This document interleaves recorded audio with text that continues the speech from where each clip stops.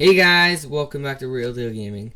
Today I'm going to be doing something a little bit different. Today I'm going to be talking about the 9 saddest deaths in Undertale genocide route. Coming in at number 9, we have Toriel. Unlike killing Toriel in the neutral route, this route you get a different ending to the fight. When you kill Toriel in this route, she realizes what she has done by keeping you at her home. And she loses her love for you at this point when you kill her. And she says, "You're a monster. You're not a human. You're a monster. You're terrible. You're this. You're that." And she no longer loves you anyway. This just goes to show that your actions change the lives of others. Coming at number 8, we have Glad Dummy. When you meet the second dummy of the game, he becomes mad like normal, and he gets mad when he gets mad because you've killed his cousin, or so he says. And if you're on the genocide route, you probably killed his cousin, because his cousin was in the ruins. I think it's the dummy that Toriel tells you to, I guess, talk to, and this one is in the waterfall. And the first time I played this route, I didn't expect this at all. He becomes so enraged that he fuses with his soul, the weirdest thing ever, and he becomes Glad Dummy, and he lets you go, and it tears me apart because everything is perfect, everything's fine. He's happy, and he's letting you go. You have to go and mess it up, and ruin his happiness, and murder him. Number 7, we have Monster Kid. This isn't really a death, but I felt like I had to include it anyway. When you fight Monster Kid, he's so scared of you, and another thing to know, he's obviously a kid, and it's terrible, and another thing, whenever you get into a fight, there's an icon that appears over your head. It's an exclamation point. But in the genocide route, it appears as a smile, showing that you're happy to kill this person, and you want to kill this person. And Monster Kid is the easiest mob to kill in the game. He has like maybe 2 attack and 2 defense.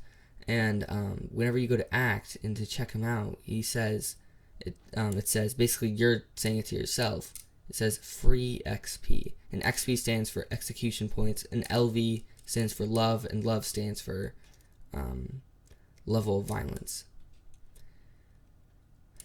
Number 6, we have Asgore. Before the fight with Asgore, it says like, basically Asgore saying to himself, "Curious, a crying flower." And then he tells you that a flower was telling him all about you, basically Flowey. Tell you that's probably Flowey. And Asgore at this point doesn't really want to fight with you because he knows he's probably gonna die if he does fight with you, and he wants to settle it over tea, but you kill him anyway.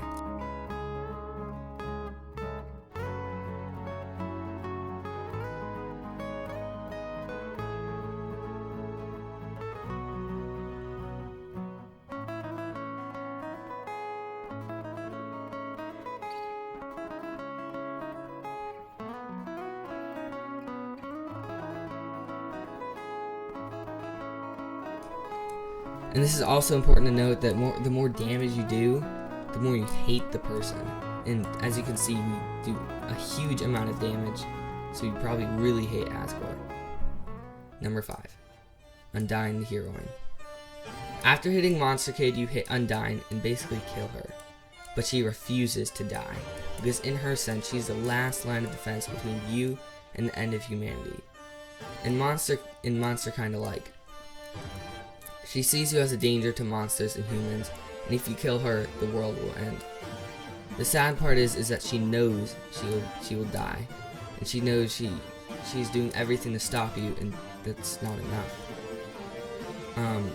And she also knows that she's gonna die because you could keep on resetting and going back to that point, but she cannot. She's gonna continue staying at that point, not getting any better than she already is, and you're gonna continually get better.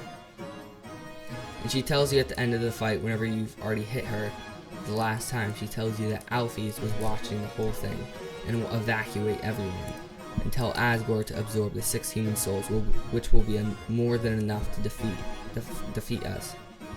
Which he obviously didn't absorb the 6 human souls. And I find this very sad because you, the player, are killing everyone and ruining lives, and it threatens the reality of the world, and you're a threat to monsters and humans. And as she's fighting, she knows she's going to die, but She does it not only for monsters, but she does it for humans too. The very people who sealed her underground. Number 4. Muffet.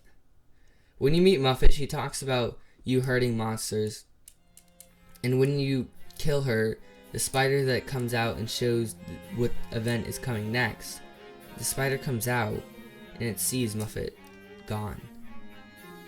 So it runs back and gets a flower and places it where she died.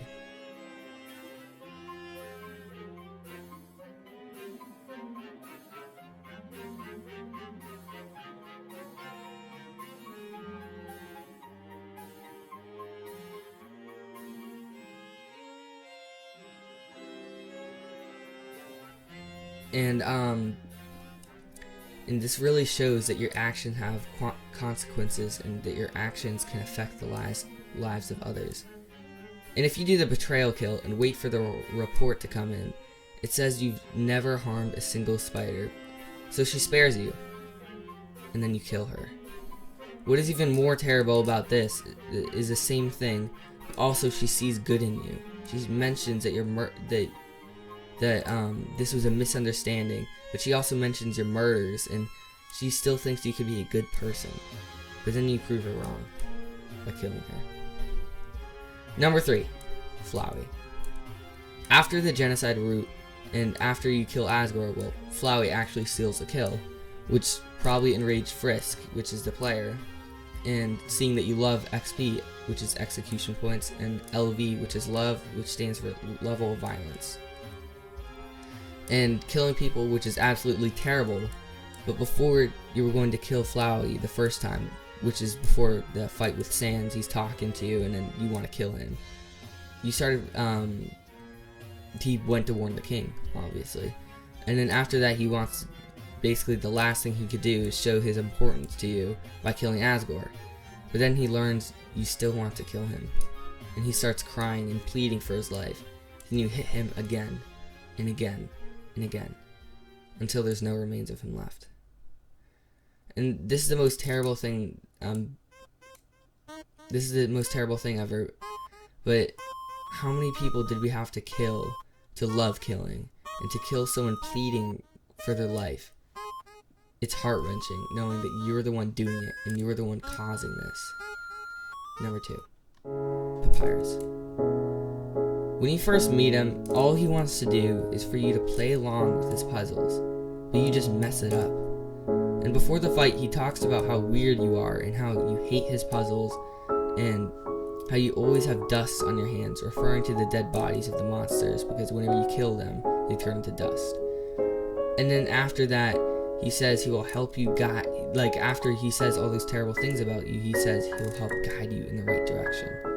And then when you kill him, he says, like whenever you finish the fight, he says, well, that's not what I expected.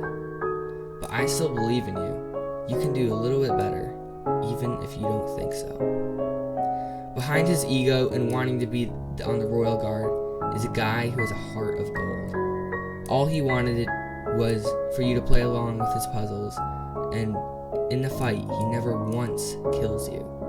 And that is what puts him on second. Number 1, Sans.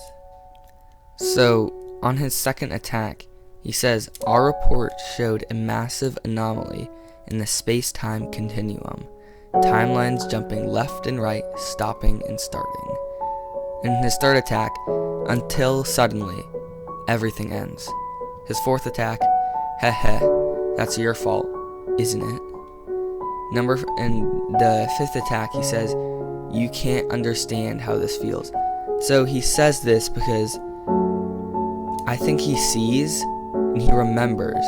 So what I'm saying is, like, the time, so let's say the first time it resets is he sees all his friends die, and then it resets because you die from him, and he sees it all again, but all you see is you just respawning, but he sees it, all his friends dying again and again and again and again, and this feels terrible for him, but you don't know how it feels because you're just respawning. And then his 6th attack, it says, knowing that one day, without any warning, it's all going to be reset. And his 7th attack, look, I gave up trying to go back a long time ago.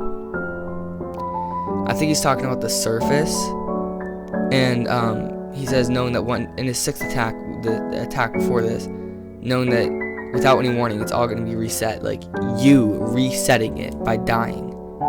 And his 8th attack, and getting to the surface, doesn't really appeal anymore either. And his 9th attack kind of clears that up. He says, because even if we do, we'll just end up right back here without any memory of it, right? It's because we're resetting it. We're causing this. And his 10th attack, to be blunt, it makes it kind of hard to give it my all. His 11th attack, or is that just a poor excuse for being lazy? If I know. His 12th attack, all I know is seeing what comes next. I can't afford to care anymore. So he doesn't care what happens next because it keeps on happening over and over again, and he sees it, but he doesn't really care anymore because you're resetting it, and he does, like he said before, you don't know how this feels. And when you finally kill him, the last thing he thinks about is his brother. So he says, so guess that's it, huh? Just don't say I didn't warn you. He says, well, I'm going to Girl Bees. And then he says, Papyrus, do you want anything? So he thinks about his brother in the last moments.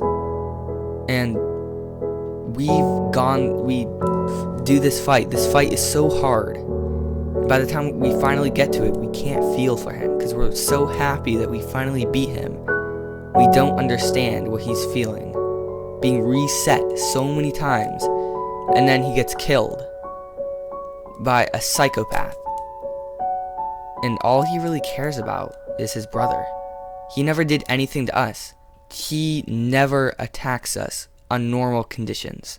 Never. Not even once. And this is why this is so sad. Because he doesn't do anything to us. And we kill all his friends, reset the timeline so many times. And that's it. That's the end. We hear the death sound, and he's gone. What did we have to do to go through that whole fight just to kill him and kill everybody? What do we have to do to get to that point? We had to kill every single person in the underground. And that's what puts him